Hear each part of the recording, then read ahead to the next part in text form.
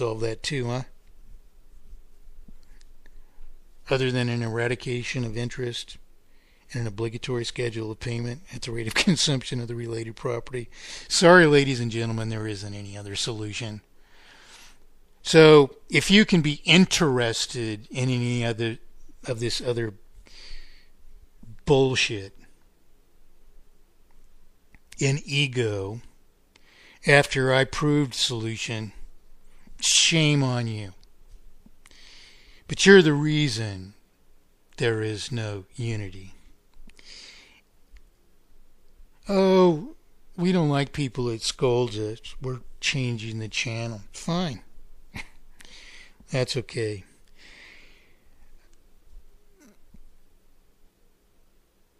I sort of hesitate to say this, and I mean, I'm certainly not crying on anybody's shoulder here, although, I don't give a damn if 100% of you say I do, or I am. This is about, wasting our time. Here's what I see, and not that what I see matters, especially if it's my work. And I work at what I see. I work to see what's there. But what I see, if anyone gives a damn, if there's one person still tuned in here, the eyes are even open, the lights are on in somebody's home for once, what I see is you're not going anywhere.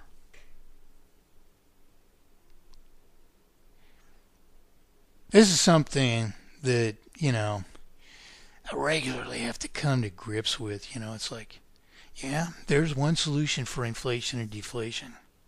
But every time I explain that to people for 43 years, for nothing, practically nothing. I need to be slapping myself on one cheek the whole while because I need that little voice in my ear to be saying, Mike, they're not really listening. They're not really working that out in their own head so they understand it and so that Roger Hayes is an offense to them. No, you explained it to them. And actually not understanding it and thinking they understand it is more important to them. That's where they want to go with this, Mike. So you're wasting your time, Mike. Put it down in some book somewhere. Let it be hidden. Let it be hermetic. So you never offend anyone. Never claim it as your work. Mike, don't you know they don't care if it's anybody's work unless it's somebody else's work. Like Ellen Hodgson Brown's. Hey, what about Roger Hayes' Lawful Bank or Ben Dyson's Positive Money? That's what I hear every day. You think you work hard.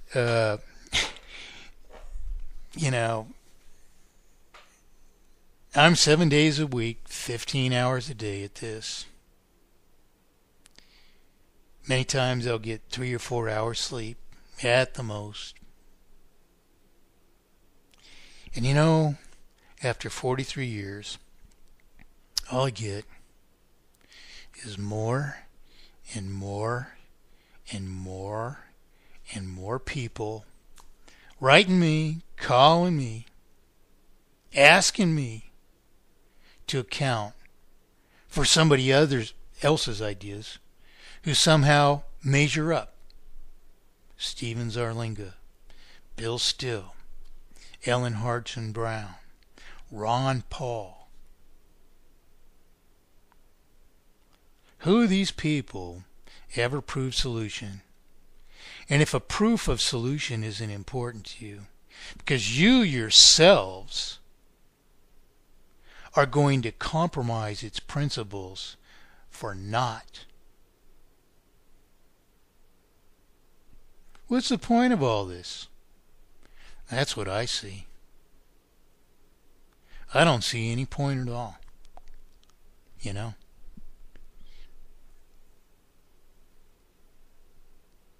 I it's a week later. You probably, wish I'd never speak about these things, and that's fine. But I'm not in your shoes. I'm not in your position. I can't. They say ignorance is bliss. They say that for a reason. Yep. There's a reason that ignorance is bliss.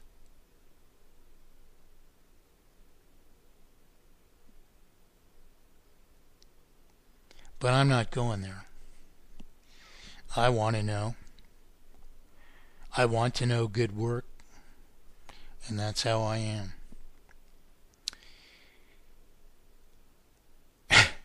I just visited the IFRI site, and what they're posting now is Ben Dyson videos explaining the cause of our problems,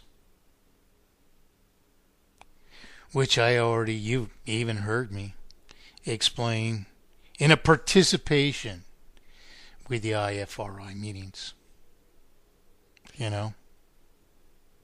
All we discussed is singular solution. And now some kid who's got some office in London in a money-making scheme based on ideas that aren't his original ideas. And excuse me, you all think you all knew this somehow already. You all know what you have to know. You already knew it. Everyone knew something was wrong. So what did you ever listen to my program for? I have no freaking idea. I have no freaking idea.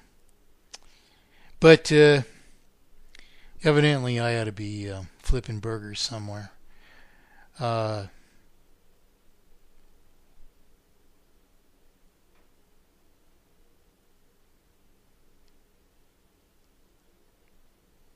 We finally got a server. Thanks to Mark Giles, we have a place to put the mandate.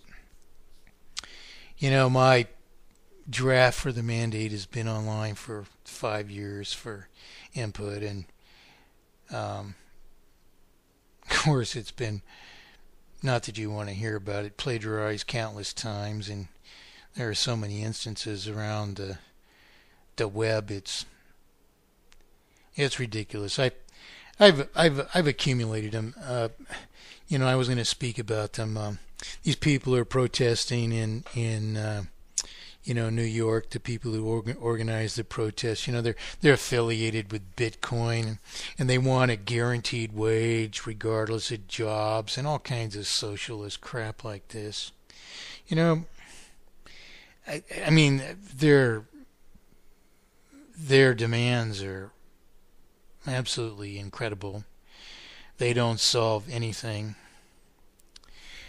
What the hell? To be credible myself, I might as well dig some of this out. Let's see. 1 second here. Here it is. Proposed list of demands for Occupy Wall Street movement. Demand 1.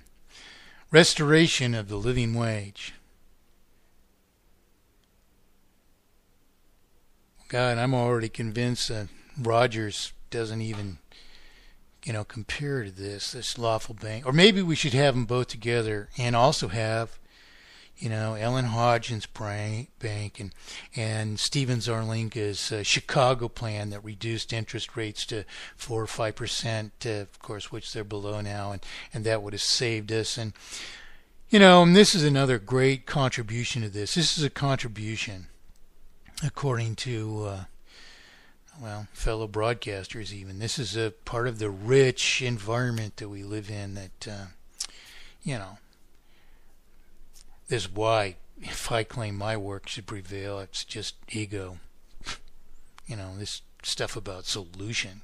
For Christ's sake, everyone knows we don't need solution. What we really need is to compromise a solution. So since we're after compromising solution, we don't even have to know the solution, especially if we don't even know that we're actually compromising solution. We're just abandoning it to do something else. Lawful bank. Way to go, Roger Hayes. You've really done well for humanity here. Demand 1, restoration of the living wage. This demand can only be met by ending free trade. Excuse me. I saw this. I didn't read it this carefully. This is really my first serious pass through this. I glanced at a few things and holy shit. By ending free trade, by reimposing trade tariffs, asking for trade tariffs. Okay. Oh, by the way, read another article, might even have mentioned it. George Soros is rumored to be to have infiltrated or taken control of this movement. Okay. Have no idea whether either are true. Doesn't even matter. Neither is solution, right? No, excuse me. I forgot. That's me. That's my ego. That's right. We're not about solution. We just say we are seeking solutions. This is, the solution's bullshit. Everybody knows that. We got to treat the world like a heroin addict that can't clean them up. We just got to leave them there somewhere close to where they're familiar with or they can't deal with it. It would be hell on you. Really, it would. And I'm beginning to realize that thanks to your feedback. I'm beginning to realize that what would be really, really good is not to rectify our falsified debts to their rightful state, but to preserve, probably most of that, so that we're, we feel comfortable. We feel like we do now. It would be disturbing to change our self-imposed environment that much. After all, it's what we want. If we didn't want it, we'd figure out how to do something else, wouldn't we? No, actually, we probably wouldn't. Once one of us figured out how to do it right, we'd probably say, no, let's not do it right because we need to be comfortable with the way we are. The demand can only be met by ending free trade, by reimposing trade tariffs on all imported goods entering the American market to level the playing field for domestic family farming. I love it. Oh, this is great. This is great. This is great. And I'm just ego. This is just ego.